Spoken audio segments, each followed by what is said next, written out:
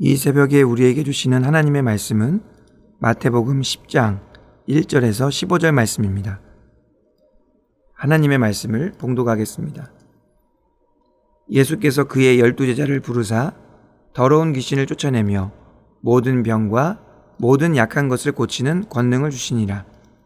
12사도의 이름은 이러하니 베드로라는 시몬을 비롯하여 그의 형제 안드레와 세베대의 아들 야고보와 그의 형제 요한, 빌립과 바돌로메, 도마와 세리마테, 알페오의 아들 야고보와 다데오, 가나나인 시몬 및 가룟 유다, 곧 예수를 판 자라. 예수께서 이 12를 내보내시며 명하여 이르시되 이방인의 길로도 가지 말고 사마리아인의 고을에도 들어가지 말고 오히려 이스라엘 집에 잃어버린 양에게로 가라. 가면서 전파하여 말하되 천국이 가까이 왔다 하고 병든 자를 고치며 죽은 자를 살리며 나병한 자를 깨끗하게 하며 귀신을 쫓아내되 너희가 거저 받았으니 거저 주라. 너희 전대에 금이나 은이나 동을 가지지 말고 여행을 위하여 배낭이나 두벌옷이나 신이나 지팡이를 가지지 말라. 이는 일꾼이 자기의 먹을 것 받는 것이 마땅함이라. 어떤 성이나 마을에 들어가든지 그 중에 합당한 자를 찾아내어 너희가 떠나기까지 거기서 머물라. 또 그 집에 들어가면서 평안하기를 빌라. 그 집이 이에 합당하면 너희 빈 평안이 거기 임할 것이요 만일 합당하지 아니하면 그 평안이 너희에게 돌아올 것이니라. 누구든지 너희를 영접하지도 아니하고 너희 말을 듣지도 아니하거든 그 집이나 성에서 나가 너희 발에 먼지를 떨어버리라. 내가 진실로 너희에게 이르노니 심판날에 소돔과 고모라 땅이 그 성보다 견디기 쉬우리라. 아멘. 오늘은 보내시고 책임지시는 하나님이라는 제목으로 하나님 말씀 전하고자 합니다.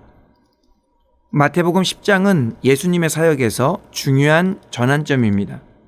이전까지는 예수님께서 직접 행하셨습니다. 말씀하시고 가르치시고 고치셨습니다. 그런데 이제는 예수님께서 혼자 일하지 않으십니다. 하나님의 일을 할 사람들을 부르시고 제자들을 세우십니다. 하나님의 일은 예수님 혼자만 감당하시는 일이 아니기 때문입니다. 하나님께서는 언제나 사람을 통해 일하기 원하십니다. 그래서 예수님께서는 제자들을 부르시고 보내시고 하나님의 일을 맡기셨습니다. 마태복음 10장은 부르심의 장입니다. 또한 보내심의 장이기도 합니다. 제자들은 분명히 준비된 사람들이 아니었습니다. 그러나 그들은 예수님의 부르심을 받았습니다. 중요한 것은 제자들에게 어떤 능력이 있고 무엇이 갖추어져 있느냐가 아니었습니다. 하나님의 일은 언제나 주권적인 부르심에서 시작됩니다. 그리고 그 부르심에는 하나님의 크신 계획이 담겨 있습니다.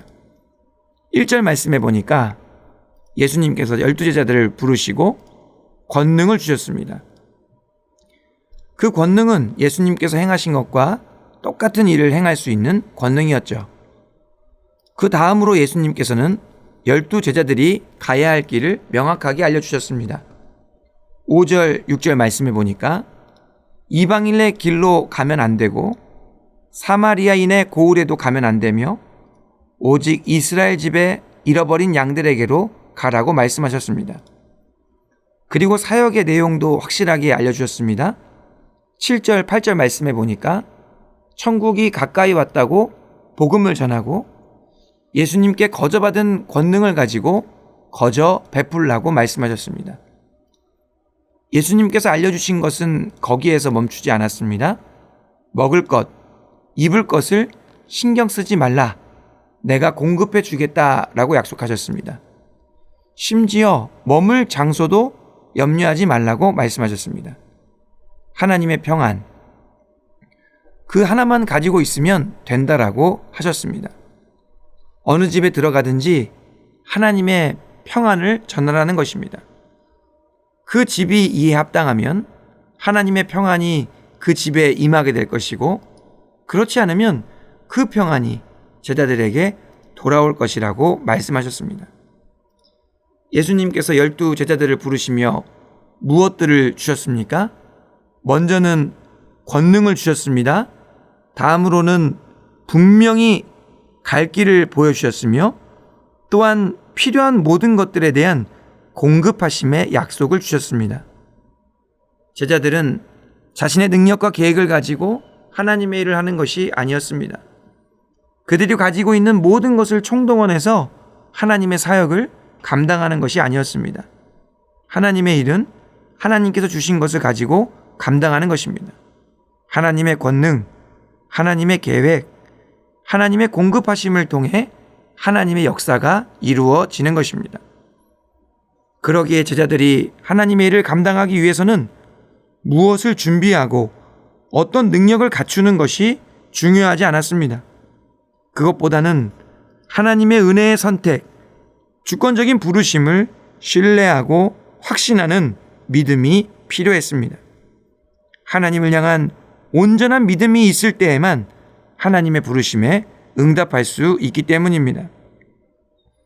하나님께서는 우리를 주님의 몸된 교회로 부르셨습니다. 하나님의 백성, 예수님의 제자, 성령님의 사람으로 세워주셨습니다. 왜냐하면 우리와 함께 하나님의 나라와 교회를 세우기 원하시기 때문입니다. 하나님께서는 우리를 통해 역사하시기 원하십니다. 그런데 우리가 준비되어 있지 않다고 걱정할 필요가 없습니다. 우리가 가진 것이 적고 계획도 없으며 능력이 부족하다고 염려할 필요가 없습니다. 왜 그렇습니까? 하나님께서 다 예비하신 것이기 때문입니다. 하나님께서 모든 것을 채워주실 것이기 때문입니다. 하나님의 일을 감당할 때 하나님께서 다 책임져 주시는 줄로 믿으시기 바랍니다. 그러므로 하나님의 일을 감당하는 사람들은 하나님께 반드시 구해야만 합니다. 감당할 수 있는 능력을 구해야 합니다. 갈 길을 보여달라고 간구해야 합니다. 필요한 모든 것을 채워주시겠다는 이 약속의 말씀을 붙잡고 하나님께 담대히 나아가야 합니다. 하나님께 구하지 않고서는 하나님의 일을 감당할 수 없습니다. 구할 때 반드시 응답하신다는 믿음을 가지고 하나님께 간구해야 됩니다. 하나님께서 모든 것을 예비하신 줄 믿고 하나님의 일을 감당하실 수 있기를 바랍니다. 여기에 하나님의 크신 계획이 있는 것이죠. 지금 여러분에게 필요한 것이 무엇입니까? 여러분의 가정, 여러분의 일터에 가장 시급한 것이 무엇입니까? 반드시 해결되어야만 하는 문제가 무엇입니까? 이 새벽에 우리를 보내시고 우리를 책임지시는 하나님께 다 아뢰시기를 바랍니다. 후히 주시고 꾸짖지 아니하시는 하나님께서 반드시 하늘의 문을 열어주시고 풍성하게 응답해 주실 줄 믿습니다. 하나님의 풍성한 응답 안에서 하나님의 크신 역사를 이루어 가시는 영혼의 복된 성도님들이 다 되시기를 주님의 이름으로 축원합니다. 기도드리겠습니다. 자비로우신 하나님 아버지 감사드립니다. 말씀을 통해 하나님의 일을 할 때는 오직 하나님을 향한 믿음이 가장 필요한 것임을 깨닫게 하시니 감사드립니다. 하나님께서 우리를 부르시고 보내셨을 때 모든 것을 예비하시고 모든 것을 주관해 주실 줄 믿습니다. 하나님을 온전히 의지함으로 필요한 것들을 하나님께 구하고 응답받는 믿음의 역사를 경험하게 하여 주시옵소서. 그래야 우리 삶에 공급하심에 기쁨이 있게 하시고 쓰임받음에 감사가 있게 하시며 주님과 동행함의 은혜가 충만한 영혼의 복된 성도님들이 다 되게 하여 주시옵소서. 예수 그리스도의 이름으로 기도하옵나이다. 아멘.